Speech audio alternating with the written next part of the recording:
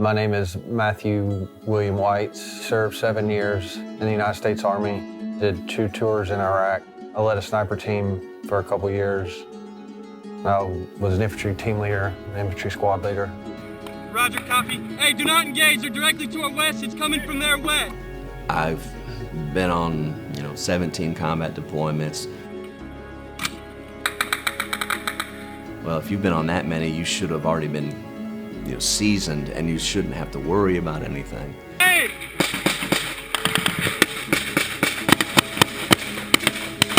My first deployment was in Desert Shield, Desert Storm, and being young and being just full of energy, I couldn't wait to go out there and just put what we've practiced, what we've trained for into place. And really that's what changed my whole career. It wasn't just the 4 years anymore. I knew that I wanted to stay longer.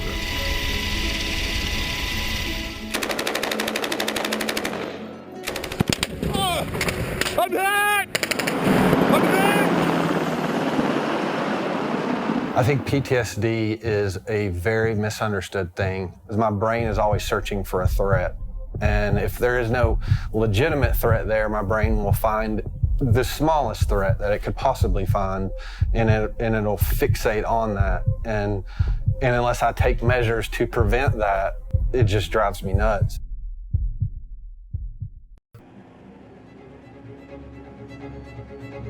I lost 14 of my friends, some within arm's distance of me, that I still remember to this day. 3 of those 14 friends, you'll hear me say, an uninvited guest entered their lives, and they committed suicide. They brought the war back with them. That uninvited guest stayed in their heart and flipped the switch on their mind. Just a few weeks ago, Daniel Summers, who served 2 tours in Iraq, took his own life. He was just 30 years old. I would talk to others about, hey, if you have a bad day, if you're having bad thoughts, go seek assistance. And I have to be honest, I did not seek assistance. I was the one telling others, but inside saying I can do it on my own. One veteran every 65 minutes, 22 a day, commit suicide. It was my last year on active duty. I see multiple therapists, and then medicine started to come in and help. But I really was starting to not feel like myself anymore. I was so sedated. So getting back from my first tour, I had a feeling something was wrong. I was drinking all the time. I knew there was an issue, so I started going to mental health and trying to figure out what was going on with myself. But then once I returned from my second tour, it was undeniable. I didn't have a thirst for life. The day I met Matt, he looked very nervous, and so I started trying to help him and see, what was going on, what he might need. And so he needed help with a trimmer, and then in walks a guy from our church who knew both of us, and he introduced Matt to me. Matt said, well, I just got out of rehab. I'm a veteran after 2 tours in combat. He said, I heard in rehab that dogs are helping veterans with PTSD, with post-traumatic stress. We met Adam, and he immediately started telling Adam about how I was in the service. I was kind of frustrated because I just wanted to get out of the store, and my buddy's telling Adam all this stuff.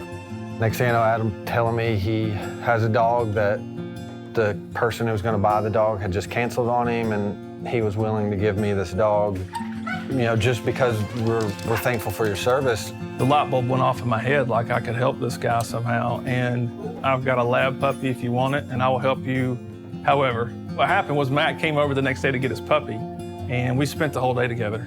But it was after that first night he took this dog home, really when it started, because he took an 8-week-old Labrador Retriever puppy home named Freedom. And he called me the next day and it woke him up from a nightmare. This puppy crawls up on him and licks his face and wakes him up from a nightmare. It was pretty magical. He understands when my heart's racing, and he smells the hormones, and he'll just cuddle up right next to me or lick my face. And it's hard to explain because I don't even fully understand it.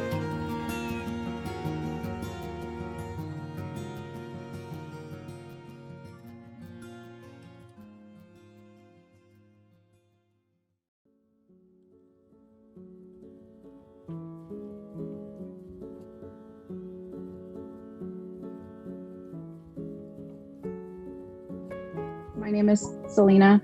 I'm an Army veteran. I did 2 deployments. The second one was for Operation New Dawn, and well, that was not an easy deployment for me. Things kind of really started crashing down on me. I was living in Chattanooga.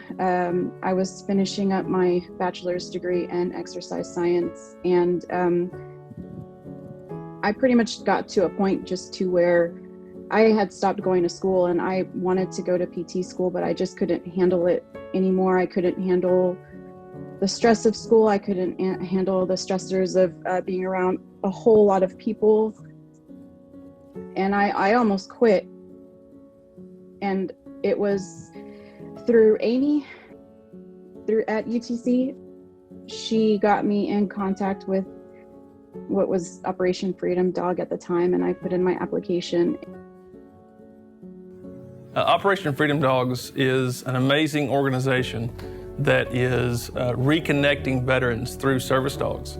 We're taking the service dogs and training the veteran along the way while we're training the dog, and trying to reconnect them just to society so that they can enjoy what they fought for and get back to life.